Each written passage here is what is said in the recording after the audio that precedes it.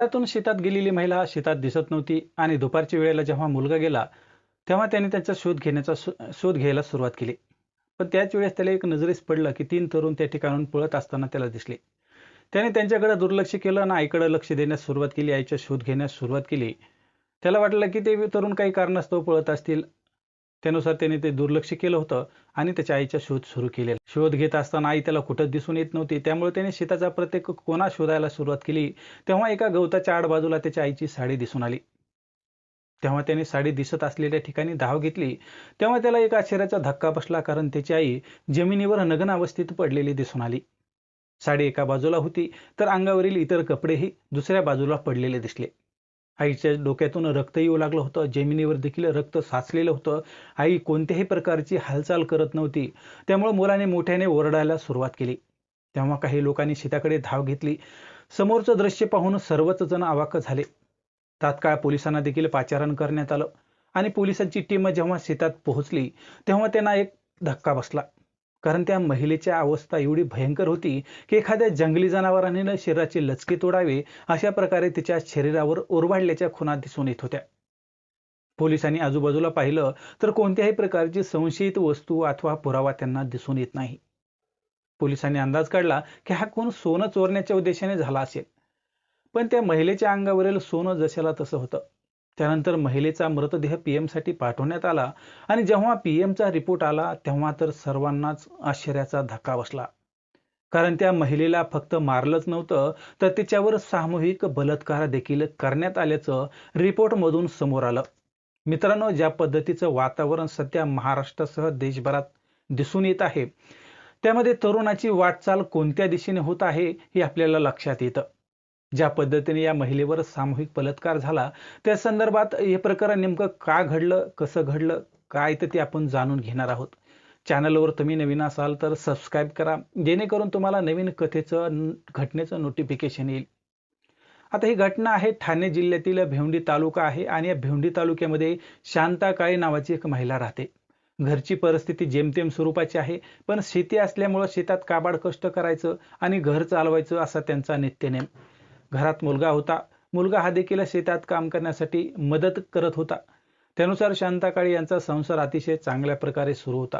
शेवटी घर म्हटल्यानंतर घरातील प्रमुख व्यक्ती म्हणून शांता यांच्याकडे पाहिलं जायचं. त्यामुळे त्यांचं देखील घरातील प्रत्येक गोष्टीवर लक्ष होतं. सकाळी लवकर उठायचं, आवराआवर करायची आणि शेताच्या दिशेने निघायचं. शेतातील जेवढे कामे सकाळीच उरकण्यात येतील, तेवढे उरकून घ्यायचे आणि त्यानंतर दुपारी मुलगा शेतात यायचा आणि शेतात शांता नंतर आराम करायची. पण शेवटी काही गोष्टी आयुष्यात अशा काही घडून जातात, की त्याचा आपण विचार सुद्धा करू शकत नाहीत. शांता ही सकाळच्या शेतात जाते, हे काही तरुणांच्या नजरेस पडलं होतं. शांता जरी वयाने मोठी दिसत असली, तरी तरुणाच्या नजरेस पडल्यानंतर त्याच्या मनातील वासना जागृत होण्यास सुरुवात झाली. शांता या शेतात आल्यानंतर त्यांच्या आजूबाजूचा अंदाज घेण्याचं काम तरुणांनी सुरू केलं होतं. शांताला आपली शिकार बनवायचा असा निश्चय त्यांनी मनात ठेवलेला होता. सकाळच्या वेळेस शेतात कोणीच नव्हतं. आपल्या मनातील भावना आपण पूर्ण करू शकतो, यानुसार त्या तरुणांनी प्लॅन देखील आखायला सुरुवात केली. प्रत्येक दिवस त्यांच्या समोर येत होता, मात्र प्रत्येक दिवशी कोणी ना कोणी शेतात त्यांना दिसून येत होतं. आपल्या मनातील भावना काही पूर्ण होणार नाहीत असं त्या तरुणांना वाटायला सुरुवात झाली होती. आणि शेवटी नराधमानी काहीही झाले तरी शांताला शिकार बनवायचं ठरवलं. मंगळवारचा दिवस होता. आज शांताने मुलाला सांगितलं, की मी शेतात जाऊन पिकातील गवत काढून घेते. असे म्हणून शांता या घरातून बाहेर पडल्या आणि घरातून बाहेर पडल्यानंतर शांतावर त्या 3 तरुणांची नजर फिरली. त्यानुसार शांता अर्ध्या तासानंतर शेतात पोहोचल्या आणि त्या ठिकाणी गेल्यानंतर आजूबाजूला कोणीच नसल्याचं त्यांना देखील दिसून आलं. त्यांनी इतर बाबीचा विचार न करता शेतातील काम करायला सुरुवात केली आणि शांता या कामात गुंतलेले असताना वासलेने भरलेले हे 3 तरुण त्या ठिकाणी पोहोचले. त्या ठिकाणी गेल्यानंतर त्यांनी शांता यांच्या जवळ जाऊन गप्पा मारायला सुरुवात केली. बहुतेक शांता आणि त्या तरुणांची ओळख देखील असावी. तुम्ही एकट्याच शेतात काय करता अशी विचारणा केली. आजूबाजूला कोणी नाही, तुम्हाला भीती वाटत नाही का? असं जेव्हा तरुण विचारू लागले, तेव्हा शांताने मी गेल्या अनेक वर्षापासून शेतात सकाळीच येते, त्यामुळे मला कोणत्याही प्रकारची भीती वाटत नसल्याचं सांगितलं. अशा प्रकारे शांता बोलत होते. शांता तरुणाला बोलत असताना त्यांनी जास्त वेळ न घालवता आजूबाजूला कोणी नाही याचा अंदाज घेतला आणि शांताला खाली पाडलं. शांता घाबरून गेली, कारण शांताचे वय झालेलं होतं, तर तरुणांची ताकद तिला थांबवणं शक्य नव्हतं. तिने प्रतिकार करण्याचा प्रयत्न केला, पण वासनेने भरलेल्या तरुणाने शांताच्या अंगावरील एक एक कपडे काढायला सुरुवात केली. एका तरुणाने शांताचे तोंड दाबून धरल्यामुळं तिच्या तोंडातून आवाज येणं बंद झालं. शांताच्या मदतीला कोणीच येणार नाही याची खात्री त्या तरुणांना झालेली होती. शांताच्या गळ्यात सोन्याचे दागिने होते, मात्र त्या दागिन्याशी तरुणांना काहीच देणं घेणं नव्हतं. त्यांना त्यांची वासना शांत करायची होती, एवढंच त्यांच्या डोक्यात भरलेलं होतं. शांता नराधमाच्या तावडीतून सुटका करून घेण्यासाठी प्रयत्न करत होती, पण ते शक्य नव्हतं. एकाचे झालं की दुसरा आणि दुसरा झाला की तिसरा, असं तिघांनी मिळून शांताचे लचके तोडले. शांता एवढे सारे झाले तरी शांत बसली. रडण्याच्या पलीकडे तिला काहीच करता येत नव्हतं. सकाळी खूप दूरपर्यंत कोणाची चाहूल देखील लागत नव्हती. त्यामुळे शांता ही अंगावरील कपडे घालत असताना पुन्हा तिघा नराधमांनी तिच्याजवळ जाण्याचा प्रयत्न केला. अर्धे कपडे घालत असलेल्या शांताला त्याने बाजूलाच असलेल्या गवतात, त्या ठिकाणी पुन्हा त्यांनी नको ते कृत्य करून टाकलं आणि बाजूलाच असलेला एक मोठा दगड घेतला आणि त्या दगडाने शांताच्या तोंडावर मारायला सुरुवात केली. ज्या पद्धतीने शांता रक्तबंबाळ झाली, तेव्हा तरुण शुद्धीवर आले. आपण काहीतरी वेगळंच केलं याचा त्यांना अंदाज येऊ लागला होता.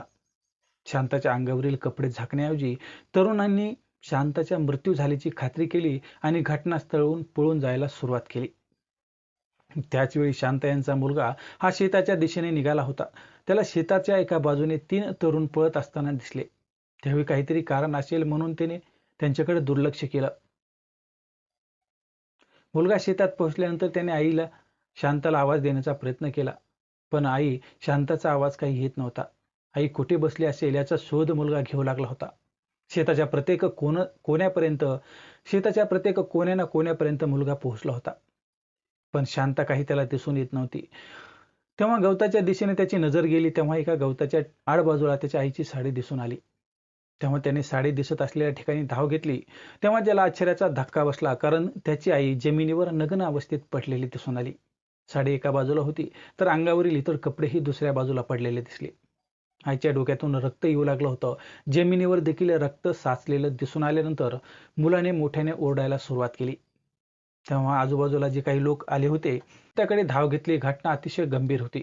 गळ्यातील सोन्याचे दागिने जशाला तसे होते, मात्र अंगावरील कपडे काढलेले असल्यामुळे सर्वांना एकच संशय होता की काहीतरी बरे वाईट झालेलं आहे. त्यामुळे गणेशपुरी पोलीस ठाण्यात या प्रकरणाची माहिती देण्यात आली. त्यानंतर पोलीस हे घटनास्थळी दाखल झाले. त्यांनी घटनास्थळाची पाहणी केली. तेव्हा त्यांना वाटले की हे चोरीचा प्रकार आहे, मात्र चोरांनी गळ्यातील दागिने घटनास्थळीच ठेवले होते. त्यानुसार पोलिसांनी शांता यांचा मृतदेह पीएमसाठी पाठवला. तेव्हा सर्वांनाच आश्चर्याचा धक्का बसला. या तपासादरम्यान बलात्कार झाल्याचं स्पष्ट झालं होतं. दरम्यान शारीरिक अत्याचार व हत्या केल्याप्रकरणी अज्ञात नराधमाविरोधात गुन्हा देखील दाखल करण्यात आला आहे.